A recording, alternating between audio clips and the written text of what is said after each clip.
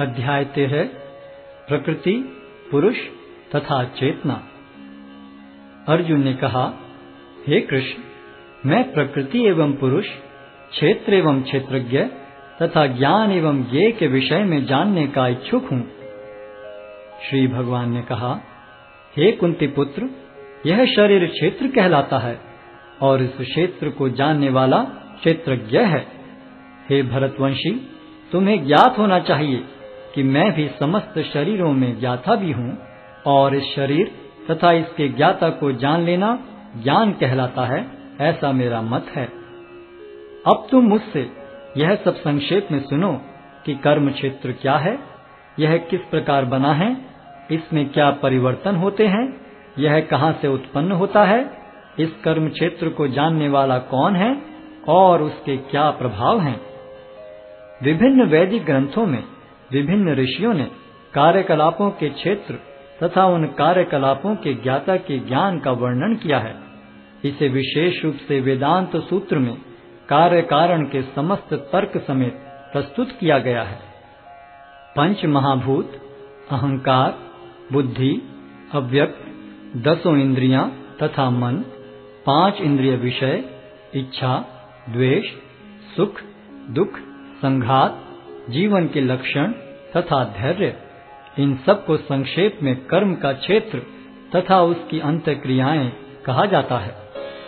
विनम्रता, दंभहीनता, अहिंसा, सहिष्णुता, सरलता, प्रामाणिक गुरु के पास जाना, पवित्रता, स्थिरता, आत्मसंयम, इंद्रिय तृप्ति के विषयों का परित्याग, अहंकार का अभाव, जन्म, मृत्यु, वृद्धावस्था तथा रोग के दोषों की अनुभूति, वैराग्य, संतान, स्त्री, घर तथा अन्य वस्तुओं की ममता से मुक्ति, अच्छी तथा बुरी घटनाओं के प्रति संभाव, मेरे प्रति निरंतर अनन्य भक्ति, एकांत स्थान में रहने की इच्छा, जन समूह से विलगाव, आत्म साक्षात्कार की महत्ता को स्वीकारना तथा परम सत्य की दार्शनिक खोज, इन सब को मैं ज्ञान घोषित करता हूँ और इनके अतिरिक्त जो भी है वह सब अज्ञान है।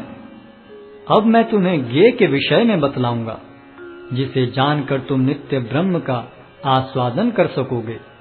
यह ब्रह्म या आत्मा जो अनादि है और मेरे अधीन है, इस भौतिक जगत के कार्य कारण से परे स्थित है। उनके हाथ, पांव, आंखें, सिर तथा मुंह तथा उनके कान सर्वत्र हैं। इस प्रकार परमात्मा सभी वस्तुओं में व्याप्त होकर अवस्थित है। परमात्मा समस्त इंद्रियों के मूल स्रोत हैं, फिर भी वे इंद्रियों से रहित हैं। वे समस्त जीवों के पालन करता होकर भी अनासक्त हैं।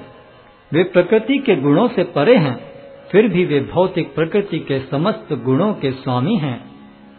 परम सत्य जड़ तथा जंगम समस्त जीवों के बाहर तथा भीतर स्थित हैं। सूक्ष्म होने के कारण वे भौतिक इंद्रियों के द्वारा जानने या देखने से परे हैं। यद्यपि वे अत्यंत दूर रहते हैं, किंतु हम सबों के निकट भी हैं। यद्यपि परमात्मा समस्त जीवों के मध्य विभाजित प्रतीत होता है, लेकिन वह कभी भी विभाजित नहीं है। वह एक रूप में स्थित है। यद्यपि वह प्रत्येक जीव का पालन करता है, लेकिन यह समझना चाहिए कि वह सबों का संहार करता है और सबों को जन्म देता है। वे समस्त प्रकाशमान वस्तुओं के प्रकाश स्रोत हैं।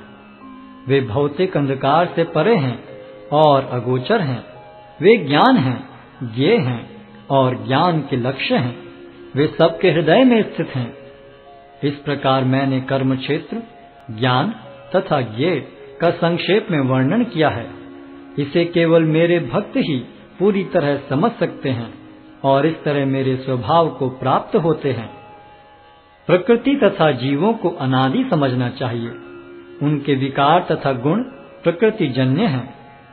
प्रकृति समस्त भौतिक कारणों तथा कार्यों की हेतु कही जाती है और जीव इस संसार में विविध सुख दुख के भोग का कारण कहा जाता है। इस प्रकार जीव प्रकृति के तीनों गुणों का भोग करता हुआ प्रकृति में ही जीवन बिताता है। यह उस प्रकृति के साथ उसकी संगति के कारण है। इस तरह उसे उत्तम तथा अधम योनियां मिलती रहती हैं। तो भी इस शरीर में एक अन्य दिव्य भोक्ता है जो ईश्वर है, परम स्वामी है और साक्षी तथा अनुमति देने वाले के रूप में विद्यमान है और जो परमात्मा कहलाता है। जो व्यक्ति प्रकृति, जीव तथा प्रकृति के गुणों की अंतःक्रिया से संबंधित इस विचारधारा को समझ लेता है, उसे मुक्ति की प्राप्ति सुनिश्चित है। उसकी वर्तमान स्थिति चाहे जैसी हो, यहाँ पर उसका पुनर्जन्म नहीं होगा। कुछ लोग परमात्मा को ध्यान के द्वारा अपने भीतर देखते हैं, तो दूसरे लोग ज्ञान के अनुशीलन द्वारा, और कुछ ऐसे हैं जो निष्काम कर्म योग द्वारा देखते हैं। ऐसे भी लोग हैं जो यद्यपि आध्यात्मिक ज्ञान से अवगत नहीं होते, पर अन्यों से परम पुरुष के विषय में सुनकर उनकी पूजा करने लगते हैं। ये लोग भी प्रामाणिक पुरुषों से श्रवण करने की मनोवृत्ति होने के कारण जन्म तथा मृत्यु के पथ को पार कर जाते हैं। हे भरतवंशियों में श्रेष्ठ, यह जान लो कि चर तथा अचर जो भी तुम्हें अस्तित्व में दिख रहा है, वह कर्म क्षेत्र तथा क्षेत्र के ज्ञाता का संयोग मात्र है। जो परमात्मा को समस्त शरीरों में आत्मा के साथ देखता है और जो यह समझता है कि इस नश्वर शरीर के भीतर न तो आत्मा न ही परमात्मा कभी भी विनष्ट होता है, वही वास्तव में देखता है। जो व्यक्ति परमात्मा को सर्वत्र तथा प्रत्येक जीव में समान रूप से वर्तमान देखता है, वह अपने मन के द्वारा अपने आप को भ्रष्ट नहीं करता। इस प्रकार वह दिव्य गंतव्य को प्राप्त करता है। जो यह देखता है कि सारे कार्य शरीर द्वारा संपन्न किए जाते हैं, जिसकी उत्पत्ति प्रकृति से हुई है, और जो देखता है कि आत्मा कुछ भी नहीं करता, वही यथार्थ में देखता है।